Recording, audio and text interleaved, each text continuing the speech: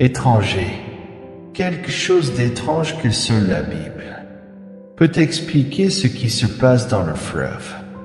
Euphrates. Pensez à l'endroit où vous êtes actuellement. Considérez le sol sous vos pieds.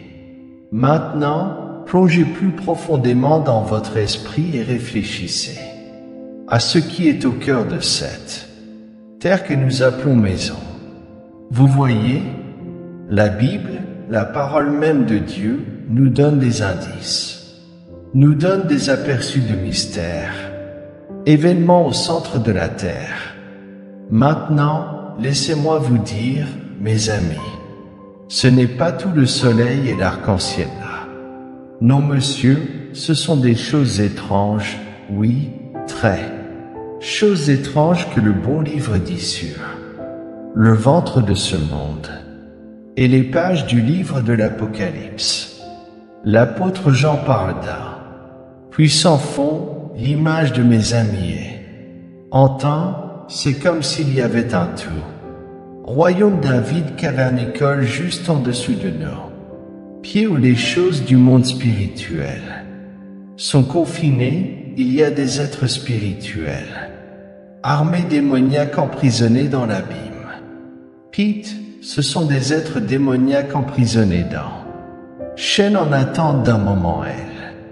Écriture prédit le moment où les limites qui Dieu a établies, que le voile entre notre monde et le leur sera déchiré.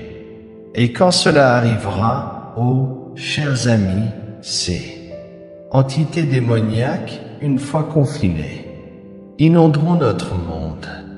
Ils seront libres sans restriction. Il y a un énorme problème avec beaucoup de prédications modernes.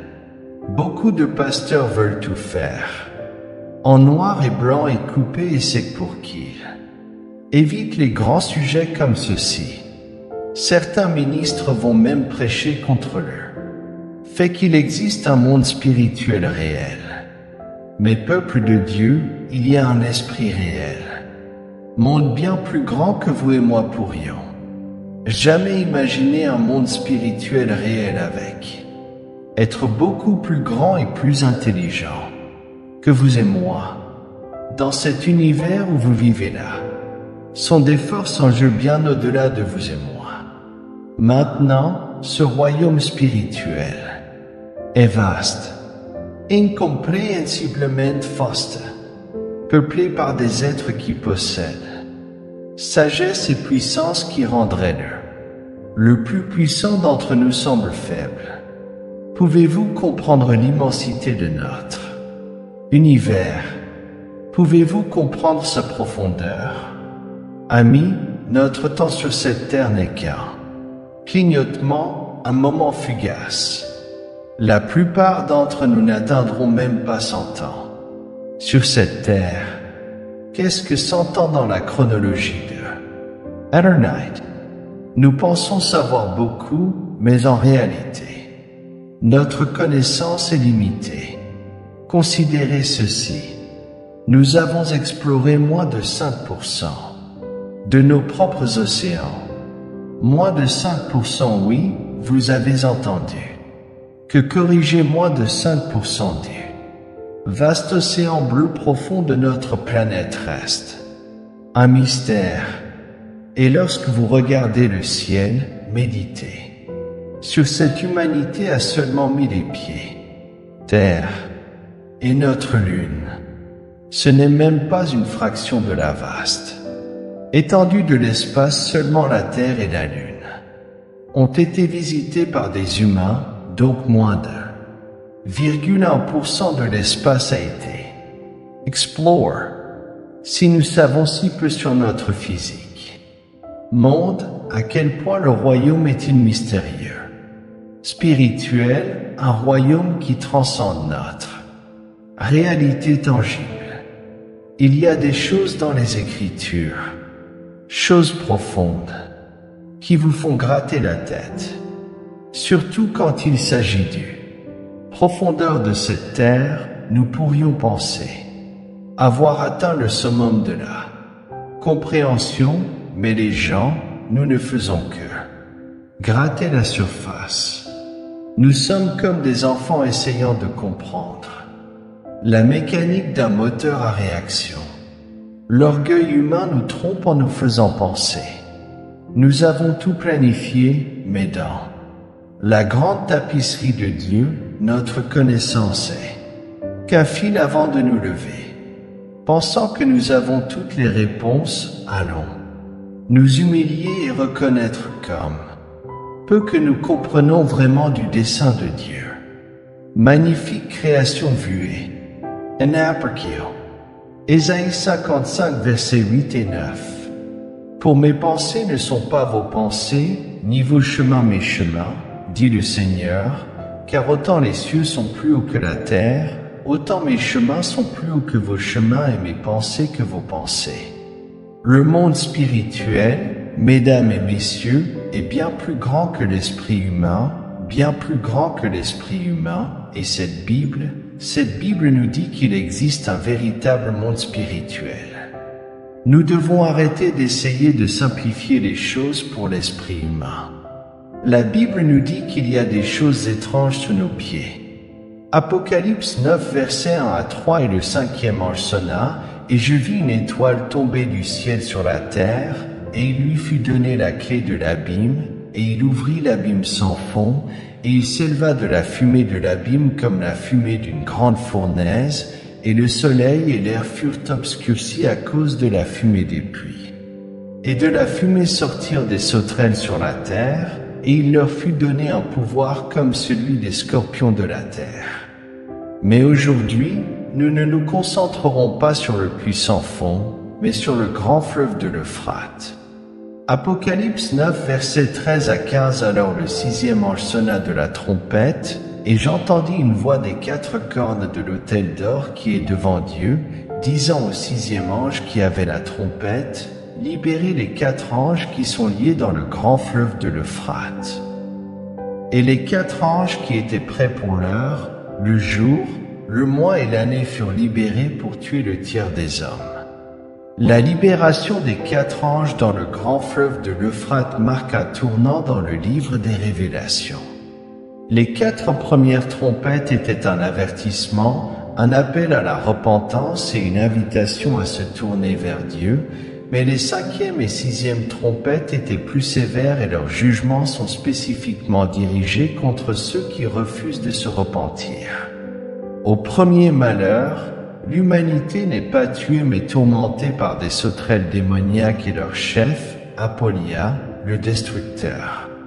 Personne ne meurt pendant cette période, cependant, lors du 2e malheur, une puissante armée est déclenchée pour tuer un tiers de l'humanité. Selon les Écritures, lorsque la 6e trompette sonne, les 4 anges qui étaient liés dans le grand fleuve de l'Euphrate sont libérés. Ces anges ont été spécifiquement préparés pour cet événement significatif. Bien que nous ne sachions pas qui les a préparés, ils étaient destinés à cette heure particulière et à un dessein divin. Bien qu'il soit incertain que ces anges soient considérés comme mauvais, il est probable qu'ils le soient. Je crois personnellement qu'ils sont les anges mauvais car aucun ange saint ne serait lié. Cependant, quelle que soit leur nature, ils servent au dessein divin. La raison pour laquelle ces anges ont été spécifiquement liés dans le fleuve de l'Euphrate et aucun autre fleuve n'est explicitement indiqué dans l'Écriture. Cependant, le fleuve de l'Euphrate contient un symbolisme significatif dans toute la Bible. Il est associé à plusieurs événements et lieux significatifs. Dans Genèse 2, verset 10 à 14, il est lié au premier péché et à l'emplacement du jardin d'Éden. Dans Genèse 4, verset 16, il est lié au premier meurtre. Le fleuve est également mentionné dans Genèse 14, verset 1 où il est associé à la première guerre de coalition et dans Genèse 10, verset 2010 où il est lié à la première dictature. En outre, le fleuve Euphrate revêt une importance en tant que repère de Babylone. Babylone symbolise la rébellion de l'orgueil humain et l'idolâtrie. C'était le premier grand empire à persécuter le peuple de Dieu. Le fleuve a également servi de point crucial dans la défense militaire, protégeant la ville de Babylone contre les invasions. Bien que la raison exacte de lier les anges à l'Euphrate ne soit pas explicitement expliquée, ces associations soulignent l'importance historique et symbolique du fleuve en ce qui concerne la rébellion, le péché et l'opposition rencontrée par la volonté de Dieu à travers l'histoire biblique.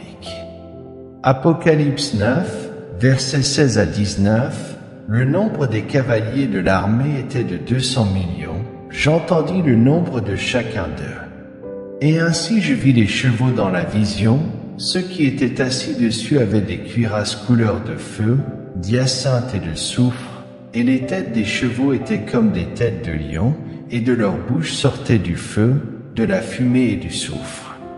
Par ces trois fléaux, un tiers de l'humanité fut tué par le feu, par la fumée et par le soufre sortant de leur bouche. Car le pouvoir des chevaux était dans leur bouche et dans leur queue, car leur queue était semblable à des serpents, ayant des têtes et c'est avec elles qu'ils faisaient du mal.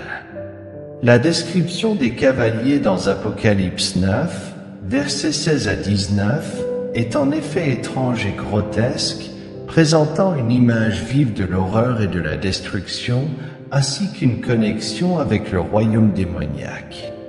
Certains ont suggéré que ces cavaliers représentent une armée naturelle d'hommes.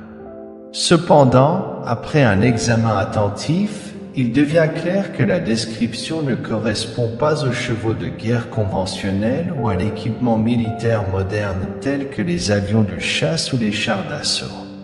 Les images vont au-delà de ce qui peut être attribué à la technologie humaine, donc une interprétation plus sûre pourrait être que c'est une armée littérale de 200 millions, mais non composée d'êtres humains d'une nation spécifique. Au lieu de cela, cela signifie une armée démoniaque envahissant la terre, retenue en captivité par le Seigneur jusqu'au moment déterminé où Dieu leur accordera la permission de libérer leur pouvoir destructeur. Comme je l'ai dit au début de ce sermon, il y a des choses étranges sous la terre. Cette interprétation est en accord avec la description antérieure du locus démoniaque dans le même chapitre. L'idée d'une armée démoniaque cadre dans le contexte général de l'Apocalypse et de la guerre spirituelle dépeinte tout au long du livre, mettant l'accent sur les forces du mal libérées sur le monde pendant les temps de la fin, travaillant selon le plan divin de Dieu. Les esprits démoniaques étranges émergent sur la terre. Merci.